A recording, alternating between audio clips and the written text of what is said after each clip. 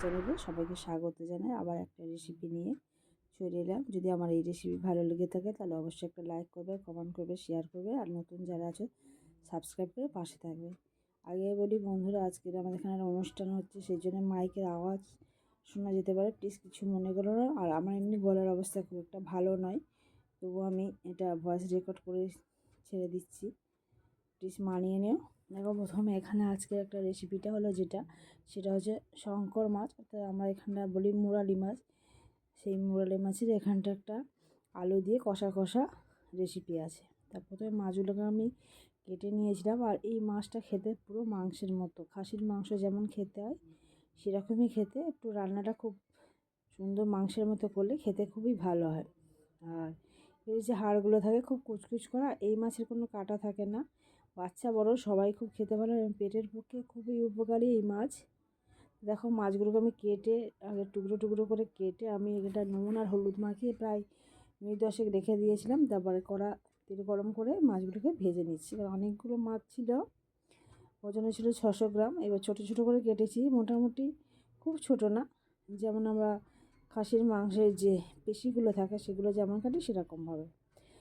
3বার করে আমি এই মাছগুলোকে ভেজে নেব। আর এই মাছ খেতে খুবই সুস্বাদু, যারা খেতে পছন্দ করো তারা এরকমভাবে সিম্পলভাবে রান্না করবে, যেটা পেটের পক্ষে শুধু ভালো নয়, হজমও হয় তাড়াতাড়ি।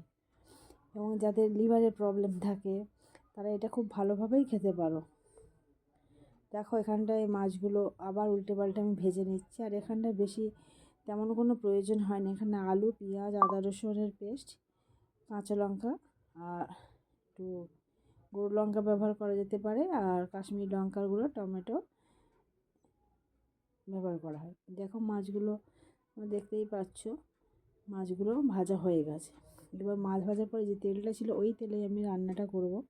এখানে ডুমো ডুমো আলু কেটে নিয়েছি, আলুটা একটু বড় বড়ই কেটেছি, যেমন মাছের তরকারি হয় তার চেয়ে বড়। আবার মাংসের তরকারি একটু সামান্য ছোট করে নিয়েছি, নিয়ে এখানটায় আমি একটা বড় আলুকে আমি কেটেছি। আর এখন যেহেতু নতুন আলু আছে, এই নতুন আলু দিয়ে এই মাছের এই ঝালটা খেতে খুবই ভালো লাগে। বন্ধুরা, গলাটা ডিস্টার্ব করছে।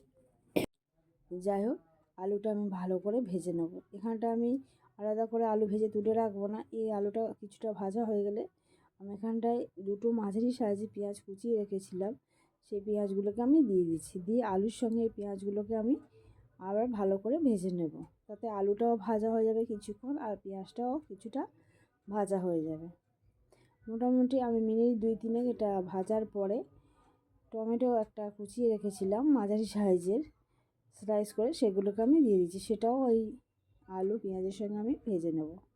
মোটামুটি দেখতে পাচ্ছ ভাজা হয়ে গেছে। এবার এখানে রসুন, আদা, কাঁচা লঙ্কা পেস্ট আমি করে রেখেছিলাম, এখানটায় 2 চামচ আমি দিয়ে আলু, পেঁয়াজ আর টমেটোর সঙ্গে ভালো করে কষিয়ে নেব। কারণ কষানোটা খুব ভালো করতে হবে, কেননা যেহেতু নতুন আলু সেটা একটু কষালে খেতেও ভালো লাগে। আর দেখো বন্ধুরা, আমি হলুদ গুঁড়ো দিয়ে দিলাম, লঙ্কা গুঁড়ো দিলাম, আর লবণ দিয়ে দিচ্ছি, আর কিছুটা কাশ্মীরি লঙ্কার গুঁড়ো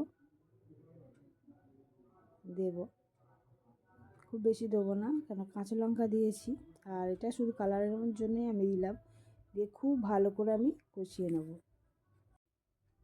আমরা আলুর দম করতে গিয়ে আলুটাকে, বা মাংসের তরকারি করতে গিয়ে যেমন আলুটাকে খুব ভালোভাবে ভেজে নিই বা কষিয়ে নিই, অতটাই সুন্দর করে এখানে কষিয়ে নিই, যাতে প্রায় 50 আর 60% আলু যেন একটা সিদ্ধ হয়ে যায়, ভাজা ভাজা হয়ে যায়। দেখো হয়ে গেছে। এবার আমি দুটো কাঁচা লঙ্কাকে ভেঙে দিয়ে দিচ্ছি। কেননা আমি গুঁড়ো লঙ্কা অল্প ব্যবহার করেছি, এখানে বেশি কাঁচা লঙ্কাটাই ব্যবহার করেছি। দেখো, এখানে আমার মোটামুটি হয়ে গেছে। এবার আমি পরিমাণ মতো জল দিয়ে দেবো, যে যেমন গ্রেভি রাখতে চাও তেমন জল দিয়ে দেবে।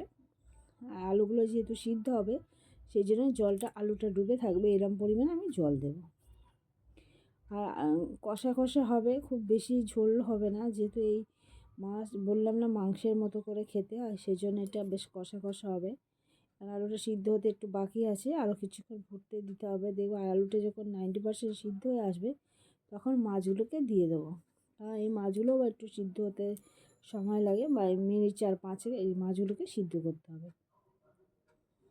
দেখতেই পাচ্ছ এখানে 600 গ্রাম মাছ অনেকটাই হয়েছিল এবং সেগুলোকে কেটে কেটে আমি ছোটো করে নিয়েছি।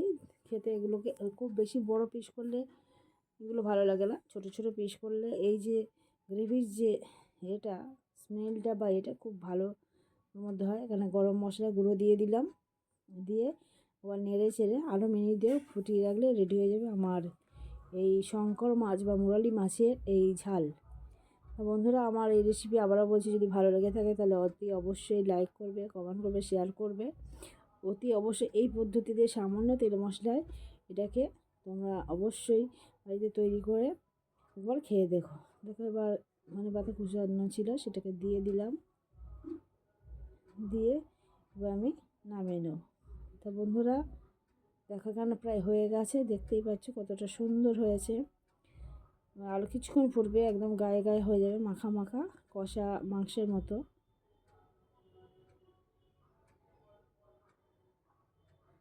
আর একবার নেড়ে দিচ্ছি, দেখতে পাচ্ছ গ্রেভিটা এবার আরও কিছুক্ষণ রাখলে একদম বসে যাবে। তা বন্ধুরা আজকে এই পর্যন্ত রেসিপি, আবার নতুন রেসিপি নিয়ে চলে আসবে তোমাদের সামনে। ততক্ষণ তোমরা ভালো থেকো, সুস্থ থেকো। আর প্লিজ প্লিজ বন্ধুরা আমার ভিডিওগুলো দেখো। আমি জানো তোমরা, আমি একটা সার্ভিসও করি, সেজন্য আমি সময়ও পাই না, যতটুকুনি সময় পাই। আর একা একা আমাকে যেহেতু ভিডিও করতে হয়, এডিট করতে হয়, ভয়েস দিতে হয়, সেজন্য হয়তো সবসময় আমি পেরে উঠি না। আর শরীরটা খুব একটা ভালো ছিল না, তাই প্লিজ বন্ধুরা আমাকে সাপোর্ট করে প্লিজ আমার পাশে থেকো। আচ্ছা, এই পর্যন্ত ভালো থেকো, সুস্থ থেকো, অনেক অনেক ধন্যবাদ।